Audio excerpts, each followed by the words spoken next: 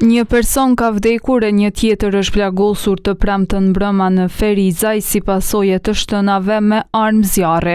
Viktima vajzë 24 vjeçare L.U është goditur 2 herë nga i dyshuari 32 vjeçar V.K, i cili pas aktit kishte qelluar edhe veten. Sipas dëshmitarëve të cilët nuk pranuan të flasin para kamerës, viktima dhe i dyshuari në këtë rast kanë ardhur së bashku në këtë lokacion me veturë. Viktima ka dalur nga vetura për të kërkuar ndihmë tek punëtorët e banatorës këtu mbrapa meje. Pastaj punëtorët kanë kërkuar ndihmë dhe kanë lajmëruar njërin prej pronarëve të lokaleve këtu afër. Dëshmitari tregoi se me të parë armën tek i dyshuari është larguar nga vendi i ngjarjes prej frikës se do ta qëllonte edhe atë. Por thot se ka parë që i dyshuari ka tentuar ta tërheqë me forcë deri tek vetura viktimën.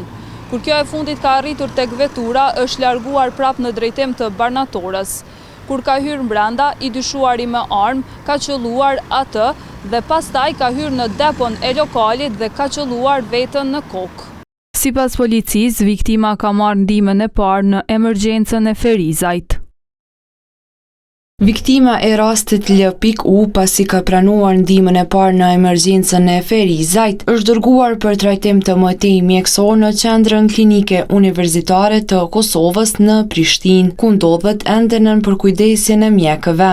Ndërsa personi V.K, i cili në këtë rast ishte në cilësinë të dyshuarit dhe po trajtohej në QKK në Prishtinë, si pasojë e lëndimeve të marra, me 11/04/2026, rreth orës 4:05 minuta, sipas informatës së pranuar nga QKK-ja në Prishtinë, ka ndruar jetë.